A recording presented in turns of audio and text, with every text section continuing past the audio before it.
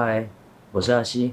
这次要讲的主题，相信看了标题大家都很清楚。这个世界上每个人都在追求安全感，为了这个安全感，有的人去追求金钱财富，有的人追求权力，有的人追求家庭婚姻。但最后事实告诉了我们，纵使大多数人追求了一辈子，最后仍然活在不安全感的痛苦当中。所以到底什么是不安全感？人们又为什么一直活在不安全感当中？我们应该怎么样去克服它们呢？这是一个非常庞大的主题，但今天我尽量只讲重点。本次内容我会分3个部分去说明。第一段我会先去解析目前世界上最流行的几种说法，然后我们去看看它是否真的有用。第二段我会告诉你安全感的本质是什么。第3段我会告诉你如何彻底的解决不安全感。希望今天的内容能对你们有一点帮助吧。如果喜欢我的内容，就记得帮我按赞、订阅、分享，并且打开小铃铛。我会代替山上来的穷苦孩子感谢你。那我们就进入主题吧。首先第一部分，我们先来看看目前世界上最流行的针对安全感的解决方法。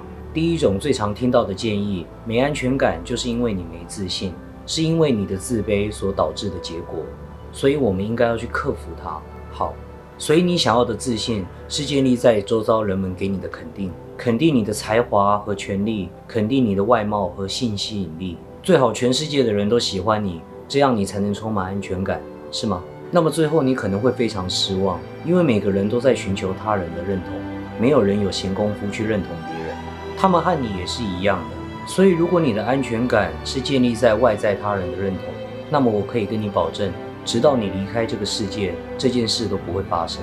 再来第二种建议是所谓的专家或学者，他们会开始跟你分析，或许是你的童年缺乏了家庭温暖，缺乏了父爱母爱所导致的，或者是因为你长大了经历了感情的创伤，所以建议你回溯到过去，结果让你给自己一个合理的标签，我就是因为缺爱，童年缺爱，所以才会产生这样的结果，巴拉巴拉。好，这么多年过去了，已经有无数人照着这个方法，你看到他们都成功了吗？事实上，把过去当成借口，拿来逃避当下真实的情况，并不能给你带来任何的帮助。过去只是一场梦，我每支影片都不断的在强调，你去分析探讨梦做什么。无论你把梦里的老虎分析得多么透彻，你仍然活在梦里。我从不关心你是否能做个好梦，我只关心你能否醒过来。再来第3种，也会有人告诉你，安全感要自己给自己，然后列出几个目标去克服它，然后拼命暗示你自己，我是最好的，我是最棒的，宇宙会照顾我，我值得得到最好的，要爱自己，吸引力法则，巴拉巴拉。好，如果你真的100%对自己诚实，你会明白，你只不过是戴上一个假面具，欺骗你自己，也欺骗他人。本质上，你仍然在渴望安全感，你仍旧在相同的道路上循环，不是吗？以上这些方法，真正能教给你的只有一样东西，就是让你变得精神分裂。你明明就是一个主体，却又创造另外一个主体来爱你自己，这不是精神分裂是什么？所以如果真的想要彻底解决这个问题，我们就必须去看穿它的本质，那就是第2个部分，安全感的本质。首先我们必须先认清一个事实，生命的本质就是不安全。生命本身就是不确定性的，你永远不知道明天会发生什么。一朵花早上开花了，非常漂亮，但你永远猜不到，或许它傍晚就凋谢了。同样的，不安全也是让你充满生命力的原因，因为如果一切都是安全的，那你就完蛋了，那只有在坟墓里面才会发生的事情。现在想想看，如果你能100%确定自己能活到500岁，那结果会发生什么？你的人生会变成一种彻底的无聊，日复一日的无聊生活会让你失去生命力。正因为生命就是短暂和不安全的，所以你才会努力的去追求和生活，不是吗？其实人们追求安全感的最根本原因，是来自于人们害怕死亡。无论你今天追求的是金钱、权利，或者是追求爱情、家庭、婚姻，甚至是追求宗教或灵性，这些都没什么区别。本质上你都是做不同的事情来逃避相同的结果，而逃避只会带来内心的焦虑而已。你为了逃避死亡所做的一切控制，最后的结果是你会活得很痛苦，但是你有一天仍然要死。也许是10年后，也许是明天，谁知道呢？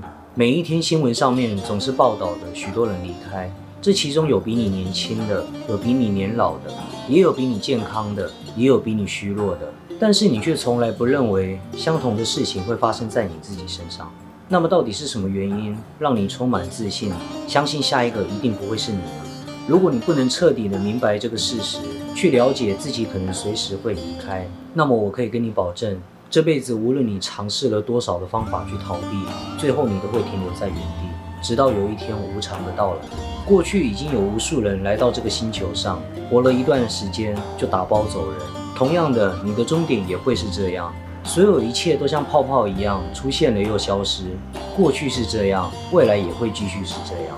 所以，当你觉悟了自己终有一死的事实之后，你就不会再那么严肃地去看待每一件事。到了那个时候，所有的安全感、不安全感全部都会消失。你会真正第一次踏实地活着。你会明白你的人生是短暂的。说到这里，可能很多人会认为这是一种非常消极的想法。但事实正好相反，那些时常觉知自己终有一死的人，反而活得更加的积极与乐观；而那些总以为自己可以活很久的人，反而一辈子都活在痛苦当中。事实是，那些知道自己活不久的人，反而活得比我们更加的积极，不是吗？一个无法接受生命不确定性的人，永远在奔波劳碌，无论他成功也好，失败也好，他始终都会是痛苦的。生命对他而言，就像是一种折磨。而一个接受生命不确定性的人，无论他成功或失败，他这一生都会活得很精彩，而且快乐。对他而言，生命就是一场游戏。第三个部分，如果你长期处在一种不安全感的状态当中，我这边提供2个小方法来帮助你摆脱它。第一个建议，去明白你永远不可能了解每一件事情，所以不安全感总是会伴随你一生。反过来说，带着对所有事物的未知心态，反而会让你活得更加精彩。去接受这个事实，生命的本质就是不安全的。一个跟事实同在的人，就是一个成熟的人。如果你能安然的跟所有未知共存，那么到那时候，你就会获得解脱。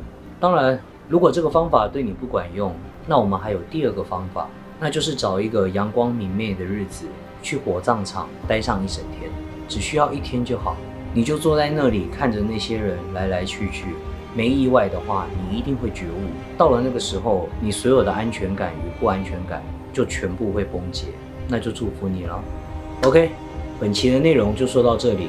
如果内容对你有帮助，就拿去做参考；如果对你没有帮助，就把它丢垃圾桶吧。不需要认同我，你必须走出你自己的路，你才是自己的老师。有任何想法或疑问，都可以在下面留言告诉我。如果你身边刚好有人遭遇相同的问题，你也可以提供给他们看看，或许能给他们些微的帮助。那就下次见了，拜。